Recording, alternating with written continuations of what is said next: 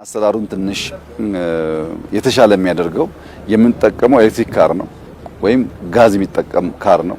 ኤሌክትሪክም ጋዝም ሎካሊ ስለምናመርት እንደዚህ አሁን እንደምናየው አይነት የፊውል ችግር በሚያጋጥም መንገድ አንጠቀምም።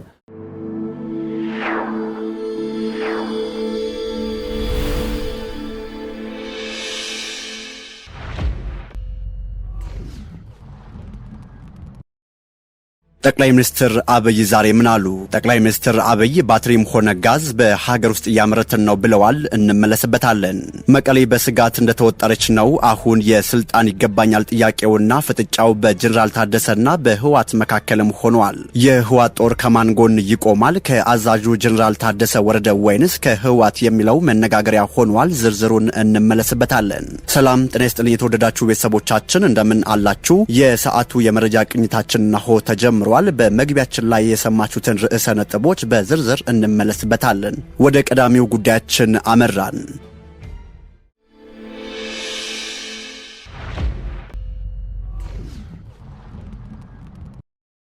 ጠቅላይ ሚኒስትር አብይ ዛሬ ምን አሉ? ጠቅላይ ሚኒስትር አብይ ባትሪም ሆነ ጋዝ በሀገር ውስጥ እያመረትን ነው ብለዋል። ጠቅላይ ሚኒስትር አብይ አህመድ ይህንን ያሉት የመሶብ የአንድ ማዕከል ተንቀሳቃሽ አገልግሎትን በይፋ ባስጀመሩበት ወቅት ነው።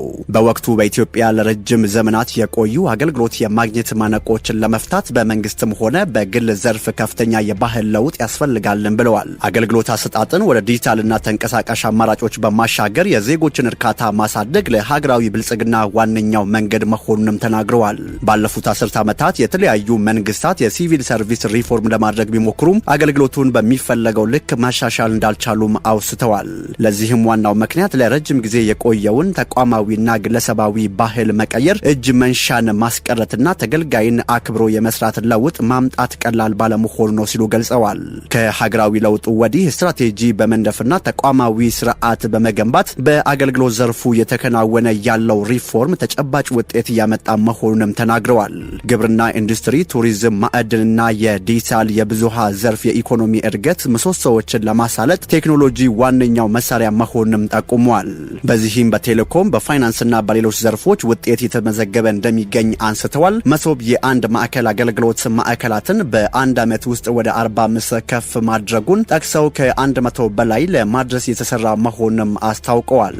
ባለፈው አንድ ዓመት ከ1 ሚሊዮን በላይ ዜጎች በመሶብ የአንድ ማዕከል አገልግሎቶች ማግኘታቸውን ጠቅሰው 3000 የሚጠጉ የአገልግሎት አይነቶች በአንድ ማዕከል የተሰጡ ነው ብለዋል። በስራ ላይ ያሉት የመሶብ ማዕከላት ለኢትዮጵያ በቂ ባለመሆናቸው አገልግሎቱን ወደ ህብረተሰቡ ይበልጥ ተደራሽ ለማድረግ መሶብ የአንድ ማዕከል ተንቀሳቃሽ የአውቶቡስ አገልግሎት መጀመሩንም ጠቅሰዋል። አገልግሎቱን የሚሰጡ ተሽከርካሪዎች በኤሌክትሪክና በጋዝ የሚሰሩ ኢንተርኔትና የተሟላ መሰረተ ልማት ያላቸው መሆናቸውን በማንሳት በአዲስ አበባና በክልሎች በስፋት ይሰራባቸዋል ነው ያሉት። በአብዛኛው ግን ኤሌክትሪክ ካር ነው። ኤሌክትሪክ ካር በመሆኑ ክሊን ኢነርጂ ይጠቀማል፣ ኢንተርኔት ዳታ ይጠቀማል። ውስጡ በቂ ሰርቪስ መስጠት የሚያስችል ኢንፍራስትራክቸር አለው፣ ሲስተም አለው። መሶብ የሞባይል አገልግሎት የጅማሮ መሆኑን ጠቅሰው ገና በርካታ ተሽከርካሪዎች የተዘጋጁ መሆኑን ተናግረዋል። አዲስ አበባ ላይም ሆነ ከአዲስ አበባ ውጪ በስፋት የምንሰራበት አሰራር ይሆናልን ብለዋል። ነገር ግን አብይ አሰራሩ የተሻለ የሚያደርግበትን ምክንያትን አብራርተዋል። ሰዎች ሰብሰብ ያሉት አካባቢ ሄደን ሌላ ጉዳያቸውን እየፈጸሙ እግረ መንገድ መታወቂያ ያወጣሉ። ሞል ሄደው እየገዙ እዛው ፓስፖርት ያድሳሉ። ሞል ሄደው እየገዙ እዛው ንግድ ፍቃዳቸውን ያድሳሉ ማለት ላይፋቸውን ያቀልላቸዋል። አብይ ይህ እርምጃ በአፍሪካ ፈርቀዳጅ የሚባል የመንግስት እርምጃ መሆኑን ጠቅላይ ሚኒስትሩ ጨምረው ገልጸዋል። ከዚህ ውጪ መኪኖቹ ኢንተርኔትና ንጹህ ኃይል እንደሚጠቀሙ በማንሳት ውስጡ ማንኛውንም አገልግሎት መስጠት የሚያስችል መሰረተ ልማትም አለው ብለዋል። አብይ ይህ አገልግሎት አሰጣጡ ከተንቀሳቃሽ ተሽከርካሪዎች ባለፈ ወደ ሞባይል ስልክ መሸጋገር እንዳለበት ጠቁመው ለዚህ ደግሞ የዲጂታል መታወቂያ ወሳኝ መሆኑንም አስረድተዋል። ማንኛውም ዜጋ ወደ መሶብ ማዕከል መሄድ የአገልግሎት አሰጣጡን ለውጥ መመልከት እንደሚችል ገልጸውም በሚቀጥሉት 2 እና 3 ዓመታት ሰዎች ካሉበት ስፍራ ሆነው ሙሉ አገልግሎት የሚያገኙበትን ስርዓት ለመዘርጋት ጥረት እየተደረገ መሆኑንም አስታውቀዋል። ከዚህ የሚገኘው ትሩፋት ለሀገር እድገት መዋል እንዳለበትም ነው ጠቅላይ ሚኒስትር አብይ አህመድ ያስገነዘቡት። ሰርቪስ ወይንም አገልግሎት ከተነቃቃ ብልጽግናን ማረጋገጥ እንችላለን በማለት ወደ ቀጣዩ ጉዳያችን እናምራችሁ። አሁን የስልጣን ይገባኛል ጥያቄውና ፍጥጫው በጀነራል ታደሰና በህዋት መካከል ሆኗል። የህዋት ጦር ከማን ጎን ይቆማል? ከአዛዡ ጀነራል ታደሰ ወረደ ወይንስ ከህዋት የሚለው መነጋገሪያም ሆኗል። ዝርዝሩን እንደሚከተለው እንቃኝ። የትግራይ ጊዜያዊ አስተዳደር ፕሬዝዳንት ሌተናል ጀነራል ታደሰ ወረደ ህዋት በአክሱም ከተማ ለቀናት ከተሰበሰበ በኋላ ከሰሜኑ ጦርነት በፊት የነበረውን ምክር ቤት እንደገና ወደ ስልጣን ለመመለስ ያሳለፈውን ውሳኔ በ2015 የተፈረመውን የፕሪቶሪያ የሰላም ስምምነት አደጋ ላይ የሚጥልና ከኢትዮጵያ ፌዴራል መንግስት ጋር ያለውን ውጥረት የሚያባብስ አዲስ ግጭት ሊቀሰቅስ የሚችል ትግራይንም ወደ ባሰ አደጋ ላይ የሚጥል መሆኑን አስጠንቅቀዋል። ታደሰ ህዋት የፕሪቶሪያው ስምምነት ፈራሚ ወገን እንደሆነ እውቅናም ሰጥተዋል። ነገር ግን የተላለፈው ውሳኔ ድሮውንም ተሰባሪ የሆነውን የክልሉን ሰላም አደጋ ላይ ሊጥል የሚችል ነው ባይ ናቸው። ከዚህ ውጪ ፕሬዝዳንቱ ምክር ቤቱን ወደ ስራ የመመለሱ ሂደት ሊያስከትል የሚችለውን አውንታዊም ሆነ አሉታዊ ተጽዕኖ በጥንቃቄ ሊመረመር ይገባልም ብለዋል። ምንም እንኳን እንዲህ አይነት የፖለቲካ ኩነቶች ቢፈጠሩም ጊዜያዊ አስተዳደሩ ተግባሩን እንደሚቀጥል ሌተናል ጀነራል ታደሰ ወረደ አረጋግጠዋል።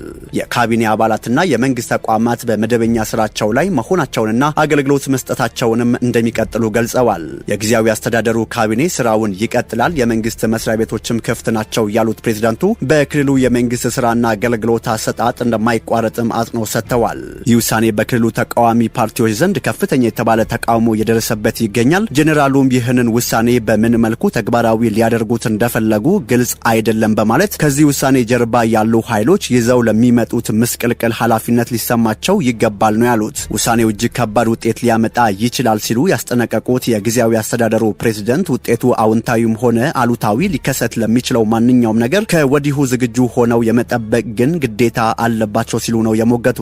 ይህ ሂደት በቀላሉ ስልጣን የማስተላለፍ ጉዳይ አይደለም ያሉት ታደሰ ሰላማዊና በድርድር ላይ የተመሰረተ መፍትሄ የሚያስፈልገው እንደሆነም አጽንኦት ሰጥተዋል። ህወሓት ከ4 ዓመት በፊት የታገደውን ምክር ቤት ወደ ስልጣን ለማምጣት የሚሞክርበትን መንገድ በመፈንቅለ መንግስት ይሁን በሰላማዊ ሂደት እንመለከተዋለን ያሉት ፕሬዝዳንቱ ነገር ግን እንደሚያስቡበት ቀላልና መደበኛ የስልጣን ሽግግር የሚሆን ግን አይመስለኝም ብለዋል። ትግራይ ጊዜያዊ አስተዳደር ፕሬዝዳንት ሌተናል ጀነራል ታደሰ ወረደ ይቀጥላሉ። እኛ እንደ ስራ አስፈጻሚ ስራችንን ያከናወንን እንቀጥላለን። ቢሮአችንም ክፍት ይሆናል። ማንኛውም የክልሉ አመራር ወለም ዘለም ሳይል በስራው እንዲገኝና ኃላፊነቱን እንዲወጣም አሳስበዋል። በተጨማሪም የአስተዳደሩ አፋጣኝ ቅድሚያ የሚሰጣቸው ጉዳዮች የፕሪቶሪያ ስምምነትን ተግባራዊ ማድረግ ላይ በተለይም ከቀያቸው የተፈናቀሉ ሰዎችን መመለስና የትግራይ የግዛት አንድነት ሲሉ የገለጹትን መመለስ ላይ ያተኮሩ መሆናቸውን አጽንኦትም ሰጥተዋል። በተፈናቃዮችና በአወዛጋቢ ግዛቶች ዙሪያ ስላለው ስጋት ያነሱት ሌተናል ጀነራል ታደሰ እነዚህ ጉዳዮች እንደ ቅደም ተከተል የሚታዩ አጀንዳዎች መሆን እንደሌለባቸውም አሳስበዋል። የተፈናቃዮች ጉዳይና የትግራይ ግዛት ወሰን ጉዳዮች አንደኛ፣ ሁለተኛ፣ ሶስተኛ ወይንም አራተኛ ተብለው የሚመደቡ የቅድመ አጀንዳዎች ሳይሆኑ መሰረታዊ ጉዳዮች ናቸውም ብለዋል። ፕሬዝዳንቱ በትግራይ ውስጥ የታየ ስላለው የፖለቲካ መከፋፈልም ማስጠንቀቂያም ሰጥተዋል። የተለየ ሀሳብ ያላቸውን ወገኖች ስም መስጠትና ማግለል ክልሉን እንደማይጠቅምም ጠቁመዋል። በወሬ ወይንም በበለካ የሚመጣ መፍትሄ የለም ያሉት ፕሬዝዳንቱ ባለድርሻ አካላት የተለያዩ ሀሳቦችን በማቀናጀት ለሰላምና ለልማት በጋራ እንዲሰሩም ጥሪ አቅርበዋል። የፕሬዝዳንቱ መግለጫ የተሰማው ህወሓት በ2012 ዓ.ም የተመረጠው የክልል ምክር ቤት ወደ ስራው እንዲመለስ መወሰኑን ካስታወቀ ከ2 ቀናት በኋላ ነው።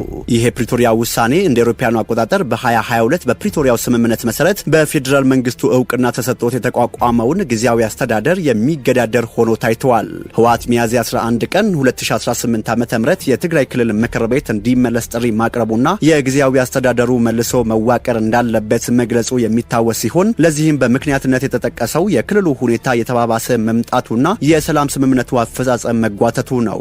ፓርቲው ከሚያዝያ 7 እስከ 8 ቀን 2018 ዓ.ም ባደረገው ስብሰባ ከ2.8 ሚሊዮን በላይ ህዝብ የመረጠው ምክር ቤት ወደ ስራው ሊመለስ ይገባል ሲልም አቋሙን ገልጸዋል። የብዙዎች ጥያቄ የህወሓት ጦር ከማን ጎን ይቆማል? ከአዛዥ ጀነራል ታደሰ ወረደ ወይንስ ከህወሓት የሚለው መነጋገሪያም ሆኗል። ህወሓት በቅርቡ ይፋ ባደረገው የጦር አዛዦች የስልጣን ሽግሽግ የሴንትራል ኮማንዱ ዋና አዛዥ ሌተናል ጀነራል ታደሰ ወረደ መሆናቸውንም ይፋ አድርጓል። ጀነራል በአንድ በኩል በፌዴራል መንግስት በጠቅላይ ሚኒስትር አብይ አህመድ የተሾሙ የክልል ፕሬዝዳንት ናቸው። በሌላ በኩል ግን ህወሓት የፌዴራል መንግስቱ ጋር ለመዋጋት ያቋቋመውን ጦር እንዲመሩ አሁንም ቲዲኤፍ በተሰኘው ታጣቂ ቡድን አማካይነት ተሾመዋል።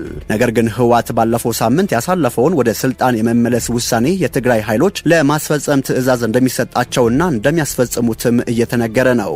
ታደሰ ህወሓቶች ከ4 ዓመት በፊት የታገደውን ምክር ቤት ወደ ስልጣን ለማምጣት የሚሞክሩበትን መንገድ በመፈንቅለ መንግስት ይሁን በሰላማዊ ሂደት እንመለከተዋለን ቢሉም ቀዳሚው አማራጭ ወታደራዊ መፈንቅለ መንግስት እንደሚሆን ነው የተሰማው። ለዚህም ይመስላል የቀድሞ የመከላከያ ሚኒስትር ያሁኑ የመስኖና ቆላማ አካባቢ ሚኒስትር አብርሃም በላይ የህወሓት አመራር በፕሪቶሪያው የሰላም ስምምነት አፈጻጸምና በክልሉ ሁለንተናዊ ጉዳዮች ላይ የያዘውን አቋም ግራ የተጋባና የትግራይን ህዝብ ለከፋ መከራ እየዳረገ ነው ሲሉ የከሰሱት ሚኒስትሩ ህወሓት የፌዴራል መንግስት የሚያቀርባቸውን የሰላም የልማትና የዴሞክራሲ አማራጮች በሙሉ ውድቅ በማድረግ በግርግርና በህገ ወጥነት እየቀጠለ መሆኑን በዝርዝር አስታውቀዋል።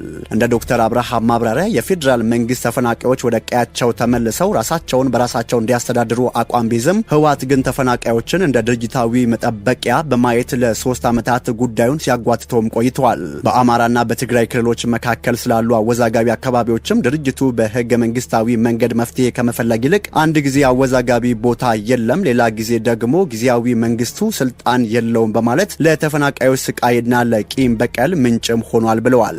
በክልሉ ምርጫ አካሂዶ ህጋዊ መንግስት ለመመስረት የሚደረገውን ጥረት ህወሓት መጀመሪያ ድርጅቱ ሊድን ይገባል በሚል ሰበብ እያሰናከለው እንደሚገኝ የገለጹት ሚኒስትሩ ይህም ትግራይ ውስጥ ህገወጥ መንግስት እንዲኖር ሆን ተብሎ የሚደረግ ሴራ መሆኑን ጠቁሟል። ፖለቲካዊ ውይይቶችን በተመለከተም ድርጅቱ ሀገራዊ ምክክር ኮሚሽንን የሀገር ሽማግሌዎችና የሃይማኖት መሪዎችን አንሰማም በማለት የሰላም በሮችን በሙሉ የዘጋ መሆኑን አመላክተዋል። የሽግግር ፍትህ ሂደትም ሆነ ወጣቶችን ትጥቅ አስፈትቶ ወደ ልማት የማስገባት እቅድ በህወሓት በኩል ተቀባይነት እንደሌለው የጠቆሙት ዶክተር አብርሃም እንዲያውም ለልማት የተመደበው በጀት ለሰራዊት ቀለብ እንዲውል በመደረጉ ወጣቱ ለስራ አጥነትና ለስደት የተዳረገ መሆኑን አረጋግጠዋል። ከዚህም ባለፈ ድርጅቱ በህገ ወጥ የማዕድን ቁፋሮ በመሳሪያ ዝውውርና ሀገሪቱን የሚወጉ ሽፍታዎችን በማሰልጠን ላይ ተሰማርተዋል ሲሉም ጠቅሰዋል። ሚኒስትሩ አክለውም ህወሓት ከጥቂት ኃይሎችና ከአሸባሪ ቡድኖች ጋር ግንኙነት በመፍጠር የትግራይን ወጣት በሱዳን ጦርነት ውስጥ እንዲሳተፍና እንዲረግፍ እያደረገው መሆኑንም ገልጸዋል። ከዲያስፖራው የሚላክ ገንዘብ ለመከላከል ነው በሚል ሰበብ ኦዲት እንዳይደረግ በመከልከል የጥቂት ግለሰቦች ማበልጸጊያ ሆኖ መቅረቱንም ጠቁመዋል። በመጨረሻም ህወሓት የትግራይን ህዝብ በየደረጃው በመከፋፈልና ሁሉንም የፖለቲካ ኃይሎች በማግለል ለክልሉ አለመረጋጋት ዋነኛ ምክንያት መሆኑንም ጠቅሰው የህዝብ ጠላትና የሰላም እንቅፋት ማን እንደሆነ ህሊና ያለው ይፍረድ ሲሉ መልእክታቸውንም አስተላልፈዋል። የመረጃ ቅኝታችን አብቅቷል። በያላችሁበት ሰናይ ጊዜ።